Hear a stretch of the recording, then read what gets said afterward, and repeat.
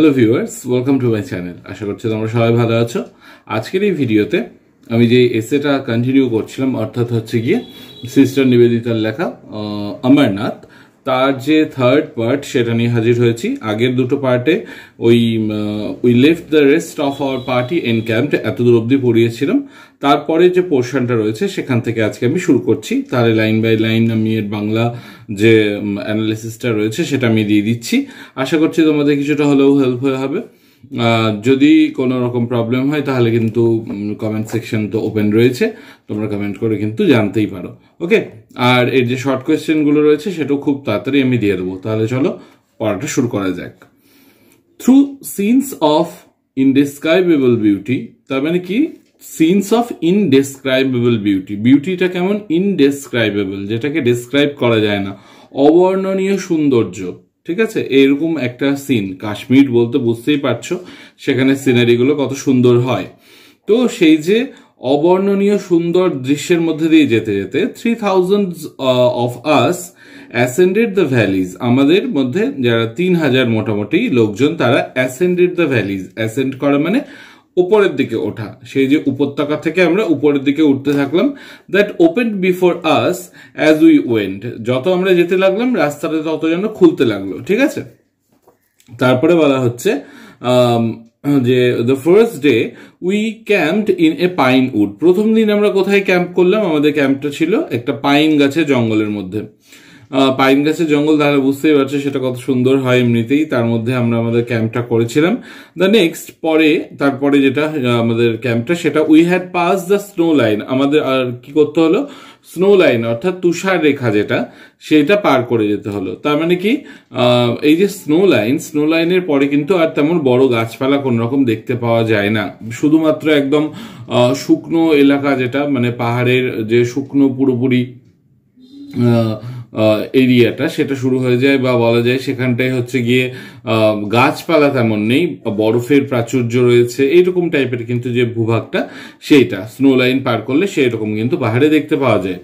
And pitched our tents beside a frozen river, এই যে বোঝাই যাচ্ছে রিভার, নদীটা অব্দি জমে গিয়েছে, সেই নদী মানে জমে যাওয়া নদীর পাশে আমরা আমাদের টেন্টটা বসিয়েছিলাম, আমাদের তাঁবুটা গেড়েছিলাম। দ্যাট নাইট, সেই রাত্রে, the great camp fire was made of Juniper, সেই রাত্রে যে বিশাল যে ক্যাম্প ফায়ারটা হয়েছিল, আগুন প্রজ্বলিত করে তার চারপাশে সবাই হাত টাত শাকে এরকম ক্যাম্প ফায়ার, সেইটা জুনিপার কাঠ দিয়ে বলা যায় জ্বালানো হয়েছিল। অ্যান্ড দ্য নেক্সট ইভিনিং, পরের দিন বিকেলবেলা, অ্যাট স্টিল গ্রেটার হাইটস, তার থেকে আরো উচ্চতাতে আমরা গিয়ে পৌঁছেছিলাম। The servants had to wonder many Miles, এই যে যারা চাকর বাকর রয়েছে তাদেরকে কিন্তু অনেক দূর দূর, প্রচুর মাইল, অনেক বেশ মাইলের পর মাইল তাদেরকে ওয়ান্ডার করতে হয়েছিল, ঘুরে বেড়াতে হয়েছিল। In search of this scanty fuel, এই যে জুনিপারের যে কাঠটা, অন্তত সামান্য হলেও তো কাঠ লাগবে, নইলে তারা আগুন জ্বালাবে কিভাবে?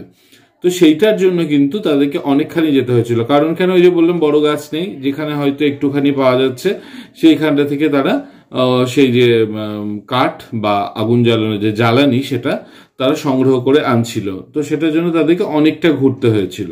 At last the regular pathway came to an end, এবার ওই যে হাঁটার চলার যে পথ, সেটা কিন্তু মানে স্বাভাবিকভাবে যেটা মোটামুটিভাবে রেগুলার পাথ, সেটা কিন্তু শেষ হয়ে এলো, স্বাভাবিক পায়ে চলার পথটা শেষ হয়ে আসলো। এবার কি হলো না, কি করতে হচ্ছে না, came to an end and we had to scramble up and down, আমাদেরকে স্ক্র্যাম্বল আপ অ্যান্ড ডাউন করতে হলো অ্যালং গোট পাথস, ছাগল চড়ার যে রাস্তা, সেই রাস্তা দিয়ে আমাদেরকে চার হাত পায়ে মানে দু হাতে আর মানে দু পায়ে দু হাতের ভরে আমাদেরকে কিন্তু সম্পূর্ণ যেতে হচ্ছে। শুধুমাত্র আমি যে হেঁটে যাব কখনোই কিন্তু সেটা পসিবল হচ্ছে না, চার হাত পায়ের উপরে হামাগুড়ির মতন করে আমাদেরকে স্ক্র্যাম্বলিং করে করে কিন্তু যেতে হচ্ছে, বলা যায় আপ অ্যান্ড ডাউন, কখনো উপরে কখনো নিচে, এইভাবে কিন্তু আমাদের যেতে হচ্ছিল, কারণ রাস্তা নেই সত্যিকারে বলতে। On the face of steep declivities, অত্যন্ত খাড়া স্টিপ একদম, এবং ডেক্লাইভিটিস অর্থাৎ যেটা নিচের দিকে নেমে যাচ্ছে। ঠিক আছে, তো এইরকম রাস্তা, এইরকম পথের মধ্যে দিয়ে কিন্তু আমাদের নিচের দিকে নেমে যেতে হলো। ওকে, তারপরে till we reach the boulder strewn gorge, যতক্ষণ অব্দি আমরা কোথায় এসে পৌঁছলাম, বোল্ডার স্ট্রিউন মানে বোল্ডার বিছানো রয়েছে, যেখানটাই বড় বড় পাথর পড়ে রয়েছে, এইরকম একটা গর্জ উপত্যকা বলা যায়, সেই রকম স্থানে এসে আমরা পৌঁছলাম। In which the cave of Amarnath was situated, যেখানটাই এই যে অমরনাথের গুহা সেইটা অবস্থিত ছিল। অ্যাজ উই অ্যাসেন্ডেড দিস, আমরা যখনই সেইখানটায় অ্যাসেন্ড করলাম মানে চাপতে শুরু করলাম, we had before us the snow peaks covered with white veil, আমাদের সামনে কি উদ্ভাসিত হলো না, স্নো পিকস অর্থাৎ তুষারাবৃত যে শৃঙ্গগুলো, কাভার্ড উইথ হোয়াইট ভেইল, যেন সাদা রঙের যেন ঘোমটা পড়ে রয়েছে, ভেইল অর্থাৎ ঘোমটা, যেন সেই যে তুষারাবৃত, এখানে বলতে মানে ঘোমটা মানে বরফের দ্বারা ঢাকা, এই যে পাহাড়ের চূড়াগুলো সম্পূর্ণ বরফ দিয়ে ঢাকা রয়েছে, সেটাকে কিন্তু এখানটাই তুলনা করা হচ্ছে। ওকে, কভার্ড উইথ হোয়াইট ভেইল, যেন তারা পুরোপুরিভাবে সাদা ঘোমটা দিয়ে আচ্ছাদিত হয়ে রয়েছে। নিউলি ফলেন, একদম নতুন বরফের আস্তরণটা পড়েছে।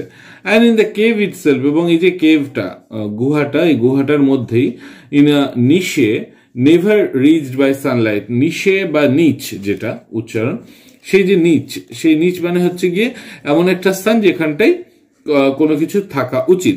নেভার রিচ বাই সানলাইট, যেখানটায় কখনো সূর্যের আলো পৌঁছয় না।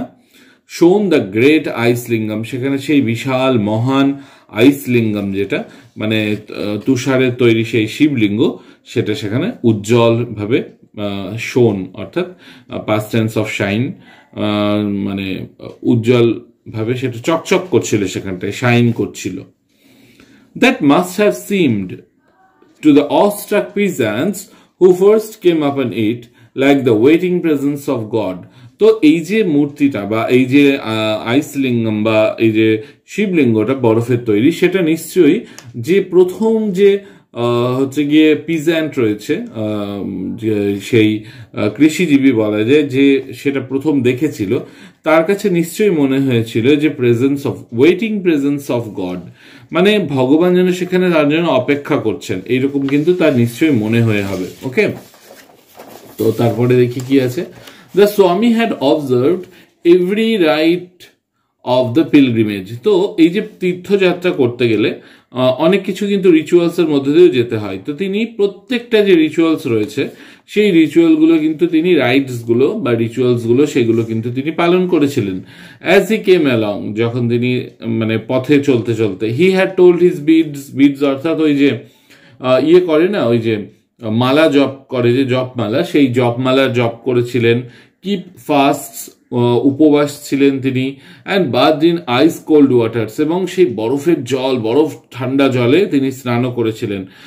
Waters of 5 streams in succession, যেখানটায় মানে পরপর 5টা স্ট্রিম অর্থাৎ 5টা ঝর্ণার মধ্যে দিয়ে তিনি স্নান করে করে এসেছিলেন পরপর পরপর। Crossing the river gravels on our second day, আমাদের দ্বিতীয় দিন সেই যে রিভার গ্র্যাভেল নদীর মধ্যে দিয়ে যখন আসছিলাম, পাথর বিছানো সেই নদীর গর্ভের মধ্যে দিয়ে তিনি কিন্তু এরকম স্নান করেছিলেন। অ্যান্ড নাও, এখন বর্তমানে as he entered the cave, তিনি যখন এই কেভের মধ্যে দিয়ে ঢুকতে যাবেন, ইট সিমড টু হিম, তার মনে হচ্ছিল, অ্যাজ ইফ যেন হি স শিভা মেড ভিজিবল বিফোর হিম, তার যেন মনে হচ্ছিল তিনি শিব ঠাকুরকে দেখতে পাচ্ছেন। মেড ভিজিবল বিফোর হিম, তার সামনে যেন তিনি উদ্ভাসিত হয়েছেন, শিব ঠাকুর যেন স্বয়ং তার সামনে নিজে এসে যেন প্রকট হয়েছেন। amidst the buzzing swarming noise, ওই আবার বাজিং সোয়ার্মিং, বাজ বা সোয়ার্ম কিসের আওয়াজ এগুলো, বা কোন জিনিসের কালেকটিভ নাউন না, বিজ মৌমাছি বা মাছি বলা যায়, সেইগুলোর noise of the pilgrim crowd, মানে পিলগ্রিমকে সেই প্রচুর ভিড়ের সঙ্গে তুলনা করা হলো, তাদের যে প্রচন্ড আওয়াজ। And the overhead fluttering of the pigeons, এবং সেই যে মাথার উপরে পায়রার যে ফ্ল্যাটার ফরফর করে বেড়াচ্ছে এইদিকে, মানে মাথার উপরে পাখি, নিচে লোকজন এত জমায়েত। হি নেল্ড অ্যান্ড প্রস্ট্রেটেড 2 or 3 times, তিনি নেল্ড হাঁটু গেড়ে বসলেন, এবং প্রস্ট্রেটেড অর্থাৎ হচ্ছে গিয়ে সাষ্টাঙ্গ প্রণাম, ঠিক আছে। 2 or 3 times, 2-3 বার তিনি কিন্তু প্রণাম করলেন। আননোটিসড, কারোর দ্বারা তিনি নোটিসড হলেন না, মানে কেউ তাকে কিন্তু নোটিস করলো না, তিনি কিন্তু প্রণাম করলেন। অ্যান্ড দেন তারপর আফ্রেইড, তিনি ভীত হলেন। লেস্ট ইমোশন মাইট ওভারকাম হিম, ইমোশন অর্থাৎ এখানটাই সত্যিকার বলতে আমরা ইমোশন বলতে কি বুঝি, আমাদের বেশি মাত্রায় যে ভেতরের যে ফিলিংসগুলো সেইগুলো, তো এইখানটায় কিন্তু ইমোশন বলতে বুঝবো তার যে সমাধি যাওয়ার যে প্রবণতা, মানে ধ্যানে বসলে তিনি যে নিমগ্ন হয়ে যান, তার পুরোপুরিভাবে একদম কোনো কিছুতে তিনি সম্পূর্ণ ডুবে যান, এই যে একটা কোয়ালিটি, সেইটা যাতে তাকে ওভারটেক না করে, সেটা যেন তাকে কোনোভাবে ওভারকাম না করে ফেলে, এই জন্য হি রোজ অ্যান্ড সাইলেন্টলি উইথড্রিউ, তিনি কি করলেন, তিনি উঠে দাঁড়ালেন এবং ধীরে ধীরে সেখান থেকে বেরিয়ে এলেন। হি সেইড আফটারওয়ার্ডস, তিনি পরবর্তীকালে বলেছিলেন, that in this brief moments, এই যে সামান্য সংক্ষিপ্ত সময়, he had received from Shiva the gift of amar, এই সময়ের মধ্যেই তিনি যেন শিব ঠাকুরের কাছ থেকে দ্য গিফট অফ অমর অর্থাৎ অমরত্ব তিনি যেন পেয়ে গিয়েছেন। নট টু ডাই, অমর অর্থাৎ নট টু ডাই, এই যে মরণ নাশ, মানে না মারা যাওয়ার যে ক্ষমতা, নট টু ডাই, এই যে অমরত্ব, সেইটা যেন তিনি উপহার স্বরূপ পেয়ে গিয়েছেন। আনটিল হি হিমসেলফ হ্যাড উইলড ইট, মানে তিনি যতক্ষণ না আপনি নিজের থেকে চাইবেন তিনি যেন মারা যাবেন না, এই যে একটা উইল, এই যে একটা হচ্ছে গিয়ে বরদান বলা যায়, সেইটা কিন্তু তিনি এইখানে যাওয়ার পর যেন পেয়ে গিয়েছিলেন। আর সত্যিকারের বলতে এই যে অমর, গিফট অফ অমর বা অমরত্ব, এইটা কিন্তু এই অমরনাথ গুহাতে গিয়ে সত্যিকারের বলতে শিব ঠাকুর এর যে ইতিহাসটা বা এর যে পিছনে ঘটনাটা, সেটা কিন্তু পার্বতী মাকে শুনিয়েছিলেন। এটা তোমাদেরকে আমি আগেই বলেছি আলোচনা করবার সময়, যদি না দেখে থাকো তোমরা দেখে নিতে পারো। তো যাই হোক, তিনিও যেন সেইখানটায় এই বরদানটা পেয়েছেন। ইন দিস ওয়ে, এইভাবে possibly was defeated or fulfilled that presentiment which had haunted him from childhood, হয়তো এইভাবেই তিনি সেই যে একটা প্রিসেন্টিমেন্ট মানে বলতে গেলে একটা ভবিষ্যৎবাণী, বা হচ্ছে গিয়ে তার একটা মনের মধ্যে একটা কোনো রকম ভয়, যে একটা ছোটবেলাতে তিনি একটা ভয় পেতেন, হ্যাঁ এখানে যেটা লেখা রয়েছে, that he would meet with death, যে তার সাথে মৃত্যুর সাক্ষাৎ হবে, মানে তিনি মৃত্যুকে যেন সাক্ষাৎ করবেন, in a Shiva temple amongst the mountains, মানে পাহাড়ের মধ্যে কোনো শিব মন্দিরে তিনি হয়তো মারা যাবেন বা তিনি মৃত্যুর সাক্ষাৎ পাবেন, এইরকম কিন্তু তিনি ভাবতেন। তো মানে তার মনে হতো, প্রিসেন্টিমেন্ট, তার একটা পূর্ব ধারণা ছিল। তো এইটাই তিনি বলছেন, এটা যেন এখানে এসে যেন স্বয়ং সম্পূর্ণ হয়েছিল। এবার এটা কেন তিনি বলছেন, ডিফিটেড অর ফুলফিলড, দুটো কথাই কিন্তু তিনি বলছেন, মানে এখানে এক শিব ঠাকুরের দেখা পাওয়া, এবার শিব ঠাকুর অর্থাৎ কিন্তু তিনি শেষ, মানে ধ্বংসের দেবতা, আমরা জানি তিনি কিন্তু প্রলয় করেন, তাই তো, ব্রহ্মা সৃষ্টি করেন, বিষ্ণু পালন করেন এবং শিব সংহার করেন। তো এই হিসেবে দেখতে গেলে শিব ঠাকুর এখানটাই মহাকাল তিনি, আর হচ্ছে গিয়ে এখানটাই তিনি যখন শিবকে দেখছেন, শিবকে দেখার মধ্যে দিয়ে তিনি যে অমরত্বটা লাভ করছেন, তার মানে কি তিনি তার যে মরণশীলতা ছিল, তার মরণটাকে তিনি জয় করে নিলেন। মরণকে জয় করলেই তো কেউ অমর হতে পারে, অর্থাৎ মরণকে এই ডিফিট করলেন, মানে তিনি পরাস্ত করলেন, অথবা তিনি ফুলফিল করলেন, মানে কি তার যে মরণকে তিনি ছাপিয়ে গেলেন, অর্থাৎ তিনি যেন মরে গিয়েও আবার বেঁচে গেলেন, মানে ফিনিক্স টাইপ হয়ে গেলেন। হ্যাঁ, ফিনিক্স পাখি যে নাম, যে তার নিজের ছাই থেকে পুনরায় জন্মগ্রহণ করে, তো ঠিক সেই রকম ফিনিক্স পাখির মতন তিনি যেন তার যে এই যে নশ্বর দেহটাকে, সেটাকে তিনি যেন সম্পূর্ণ নস্যাৎ করে দিয়ে তিনি যেন পুনর্জন্ম লাভ করলেন, এবং সেটা যেন একটা সম্পূর্ণ নতুন একটা তার সেলফ এবং একটা নতুন পরিচয়, তিনি যেন অমরত্ব লাভ করলেন। ওকে, ফলে একই সাথে সেটা ফুলফিলিং অ্যান্ড ডিফিটিং। ওকে, তারপরে যাই আউটসাইড দ্য কেভ, এই যে গুহার আউটসাইড, বাইরে, there was no Brahminic exploitation of the helpless people. সাধারণত বড় বড় মন্দিরগুলোতে যেটা দেখতে পাওয়া যায় কি না, মানে ব্রাহ্মণদের অত্যাচার দেখতে পাওয়া যায়, অফ দ্য হেল্পলেস পিপল, বাইরে, মানে তারা এক্সপ্লয়েট করে, যেমন করে হোক শোষণ করে বড় বড় মন্দিরগুলোর বাইরে। Amarnath is remarkable for its simplicity and closeness two nature. তো অমরনাথ কিসের জন্য রিমার্কেবল? অত্যন্ত সিম্পলিসিটি, তার সারল্য, এবং ক্লোজনেস টু নেচার, প্রকৃতির খুব কাছাকাছি, এইটার জন্য কিন্তু অমরনাথ বিখ্যাত। এখানে কিন্তু কোনো রকম ব্রাহ্মণিক এক্সপ্লয়টেশন নেই বলা যায়, মানে কোনো ব্রাহ্মণদের কোনো অত্যাচার কিচ্ছু নেই। But the pilgrimage culminates on the great day of Rakhi Bandhan. এই যে পিলগ্রিমেজটা, এই তীর্থযাত্রাটা, এটা কিন্তু শেষ হলো বা চূড়ান্ত পর্যায়ে পৌঁছলো বলতেই পারি, মানে শেষ হওয়া on the great day of Rakhi বন্ধন, রাখি পূর্ণিমার দিন। And our wrists were tied with red and yellow threads of that sacrament, এবং সেই পবিত্র দিনের যে বন্ধন স্বরূপ লাল এবং হলুদ সুতো আমাদের হাতে বেঁধে দেওয়া হলো।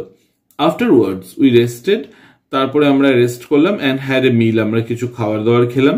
অন সাম হাই বোল্ডার্স, কিছু উঁচু শিলাপাথরের উপরে, বিসাইড দ্য স্ট্রিম, নদীর পাশে।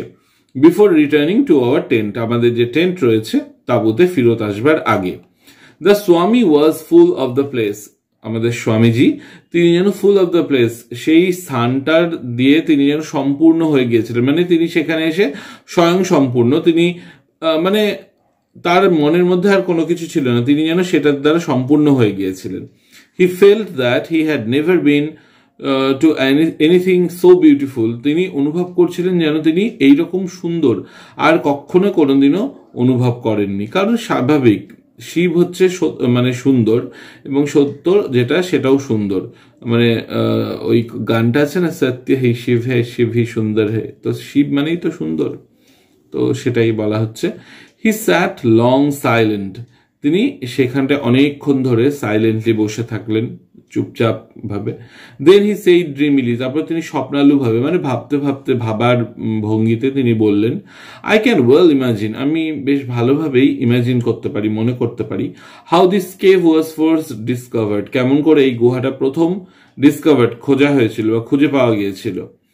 আ পার্টি অফ শেফার্ড, হয়তো একদল মেষপালক, ওয়ান সামার ডে, কোনো একদিন গ্রীষ্মের দুপুরে, গ্রীষ্মের দিনে, must have lost their flocks, তারা হয়তো তাদের ছাগলের যে পাল, ভেড়ার পাল, সেটা তারা হারিয়ে ফেলেছিল। And wandered in here in search of them, এবং তারা হয়তো এখানে ঘোরাফেরা করছিল সেই ছাগল বা মেষের দলকে খোঁজবার জন্য। দেন হোয়েন দে কেম হোম, তারপর তারা যখন বাড়ি ফিরে যায়, টু দ্য ভ্যালিজ, সেই উপত্যকাতে তাদের বাড়িতে তারা যখন ফিরে যাচ্ছে, they told how they had suddenly came upon Mahadev, তখনই তারা নিশ্চয়ই জানায় যে তারা কিভাবে মহাদেবের সাক্ষাৎ পেয়েছিল সেখানে। Of my master himself in any case a like story was true, তো আমার যে প্রভু, আমার যে মালিক, আমার যে ভগবান, আমার যে নাথ অর্থাৎ স্বামী বিবেকানন্দের কথা বলা হচ্ছে, তার ক্ষেত্রে নিশ্চয়ই এরকমই কোনো কিছু একটা সত্য। এটা কিন্তু মার্গারেট নোবেল বা সিস্টার নিবেদিতা তিনি বললেন। The purity and whiteness of the ice pillar had startled and enwrapped him. এই যে আইস পিলার অর্থাৎ শিবলিঙ্গ, সেটার যে পিউরিটি, পবিত্রতা, অ্যান্ড হোয়াইটনেস এবং শুভ্রতা, সেটা যেন স্টার্টলড অ্যান্ড এনর্যাপড হিম, সেটা তাকে যেন সচকিত, মানে তিনি যেন চমকে উঠেছিলেন, অ্যান্ড এনর্যাপড, এবং সেটা যেন তাকে র্যাপ করে দিয়েছিল, তিনি যেন সেটার দ্বারা সম্পূর্ণভাবে ঘিরে গিয়েছিলেন। The cavern had revealed itself to him as the secret of Kailash. এই যে ক্যাভার্ন, এই যে কেভটা বলা যায়, এই যে গুহাটা, সেটা যেন রিভিল করে দিয়েছিল, ওপেন করে দিয়েছিল কি না, সিক্রেট অফ কৈলাস, কৈলাস অর্থাৎ কৈলাস পর্বতের যে সিক্রেট গুলো, গুপ্ত জিনিসগুলো রয়েছে, সেটা যেন তার সামনে ওপেন করে দিয়েছিল। কারণ সেইগুলো বলবার জন্যই তো শিব ঠাকুর মাতা পার্বতীকে নিয়ে এসেছিলেন, সেইগুলো মা পার্বতীর সাথে সাথে তার কাছেও যেন ওপেন হয়ে গিয়েছিল। And for the rest of his life, এবং তার যে বাকি জীবনটা ছিল, he cherishes the memory of how he had entered a mountain cave, এবং তারপরে তিনি কি করেছিলেন না, চেরিশ দ্য মেমোরি, তার যে এই যে স্মৃতিটা, সেটাকে তিনি চেরিশ করে চলেছিলেন, of how he had entered a mountain cave, কিভাবে তিনি এই যে একটা পর্বত গুহা, সেই গুহার মধ্যে তিনি প্রবেশ করেছিলেন, and come face to face there with the Lord himself, এবং সেখানে তিনি ভগবানের সাক্ষাৎ পেয়েছিলেন, ভগবান স্বয়ং যে একদম শিব, সেই স্বয়ং শিবের তিনি সেখানটায় সাক্ষাৎ পেয়েছিলেন। তাহলে আশা করছি তোমাদের বুঝতে আর কোথাও কোনো রকম অসুবিধা হবে না। যদি কোথাও প্রবলেম হয়ে থাকে তাহলে প্লিজ আমাকে জানিও, আর ভিডিওটা তোমরা সম্পূর্ণ দেখবে আশা করব, আর বন্ধুদের সাথে শেয়ার করতে ভুলো না। সম্পূর্ণ ভিডিও দেখবার জন্য অসংখ্য ধন্যবাদ।